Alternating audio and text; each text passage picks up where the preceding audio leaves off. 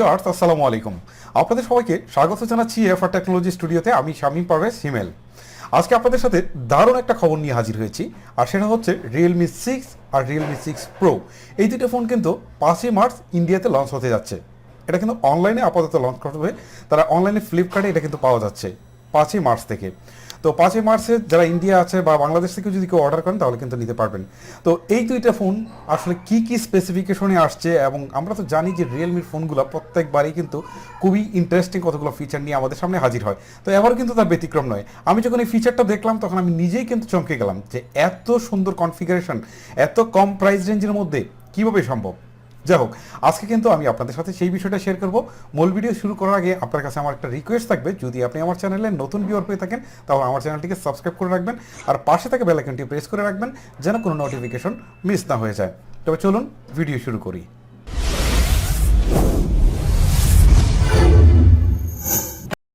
Viewers, ইন্ট্রোর পরে ফিরে আসলাম। তো এবার আমি আপনাদেরকে প্রথমে রিয়েলমি 6 প্রো এই ফোনটা দিয়ে শুরু করি। তো রিয়েলমি 6 প্রোতে কিন্তু এবার বেশ চমকপ্রদ ফিচার থাকছে। আমি প্রথমে প্রসেসর নিয়ে কথা বলি। এখানে কিন্তু একদম নতুন একটা চিপসেট থাকছে, একদম নতুন স্ন্যাপড্রাগনের চিপসেট। এবার কিন্তু মিডিয়াটেক নয়, স্ন্যাপড্রাগনের চিপসেট এতে পাচ্ছেন। স্ন্যাপড্রাগন এটা কি 720G।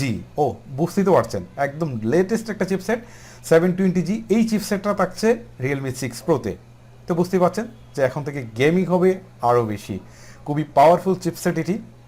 তো বুঝতেই পারছেন। আর চিপসেট বাদ দিয়ে যদি আমি অন্যান্য বিষয়গুলোর কথা বলি, ডিজাইন বিল কোয়ালিটির কথা বলি, তাহলে এইটাতে কিন্তু এবার থাকছে হচ্ছে প্লাস্টিক বডি থাকবে ফোনে, তারপরে হচ্ছে পিছনে থাকবে হচ্ছে আপনার প্লাস্টিক বা পলিকার্বনেট, আর সামনের দিকে গ্লাস থাকবে, কর্নিং গরিলা গ্লাস 5-এর প্রোডাকশন থাকবে। আর যদি বলি যে এটা ফ্ল্যাশ রেসিডেন্স, হ্যাঁ এবারে কিন্তু এটা ফ্ল্যাশ রেসিডেন্সই থাকছে। যাই হোক, ফোনটাতে কিন্তু দুটো সিম কার্ডের পাশাপাশি আবার কিন্তু একটা মাইক্রো এসডি কার্ড ব্যবহারের সুযোগ থাকছে। এটা কিন্তু আমাদের জন্য খুবই ভালো একটা প্লাস পয়েন্ট। তারপরে এখানে বলি 90 হার্টস রিফ্রেশ রেট থাকছে, 120 হার্টস নয়, 90 হার্টস রিফ্রেশ রেট থাকছে। খুবই ভালো একটা নিউজ।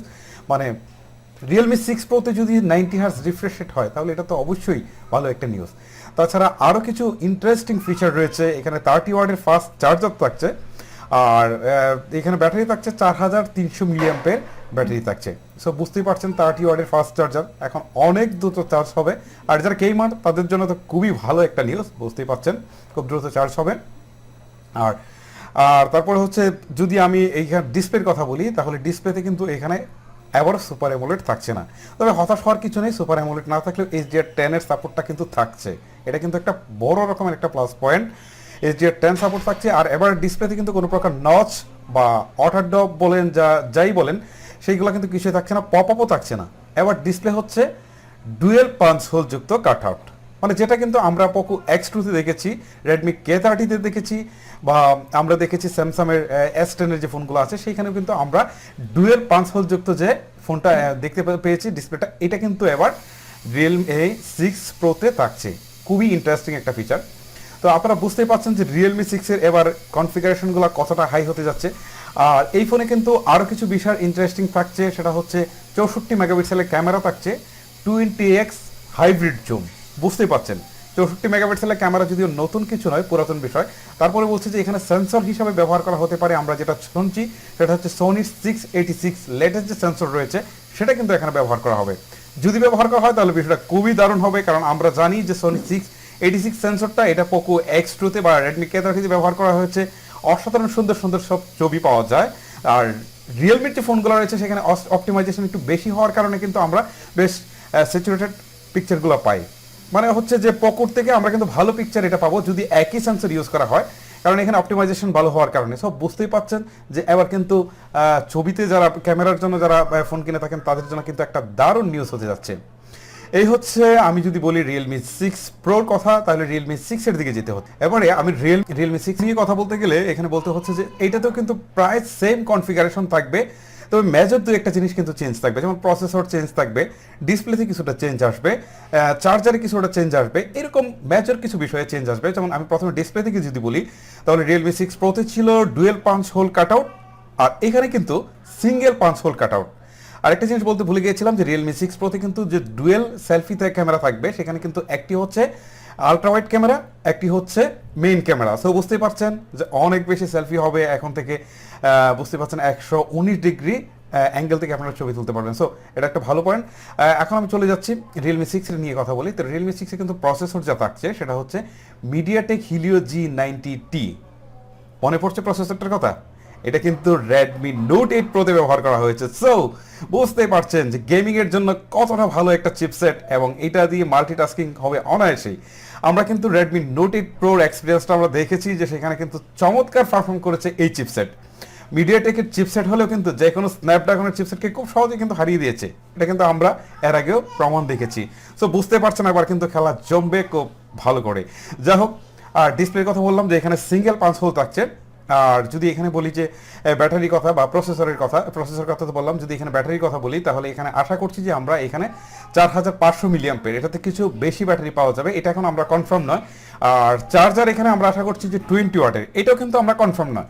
এই যে জিনিসগুলো কনফার্ম নয় সেগুলো কনফার্ম করে বলতে পারছি না, তবে লিক্স থেকে বুঝতে পারছি যে এখানে আমরা 20 ওয়াটের ফাস্ট চার্জার পেতে যাচ্ছি। আর ক্যামেরা এখানে 64 মেগাপিক্সেলই থাকবে। আর সামনে তো বললাম যে সিঙ্গেল সেলফি ক্যামেরা থাকবে। আর যদি এখানে বলি যে এখানে কিন্তু 20x জুম কাজ করবে, এটা কিন্তু আরও একটা plus point. 90 hertz refresh rate, এটা কিন্তু আরও একটা বড় প্লাস পয়েন্ট। এটাও কিন্তু রিয়েলমি 6 তে থাকছে। বুঝতেই পারছেন 6 প্রো না, কিন্তু 6 প্রোতে কিন্তু 6এ কিন্তু 90 হার্জ রিফ্রেশ রেট থাকছে, খুব ভালো একটা বিষয়। যদি প্রসেসর, ডিসপ্লে আর ডিজাইন বিল কোয়ালিটির কথা বলি তাহলে এখানেও কিন্তু আমরা আশা করছি ব্যাক এবং ফ্রন্টে কিন্তু কর্নিং গরিলা গ্লাস 5 এর প্রোডাকশন থাকছে, এবং এবারের ফোনটাও কিন্তু আমরা আশা করছি যে প্লাস্টিক ফ্রেম হলেও ব্যাক এবং ফ্রন্টে কিন্তু আমরা আশা করছি যে গ্লাস বডি হবে। সো যদি গ্লাস বডি হয়, আর এটা স্ক্রিনটাও আমরা আশা করছি 6.6 ইঞ্চি।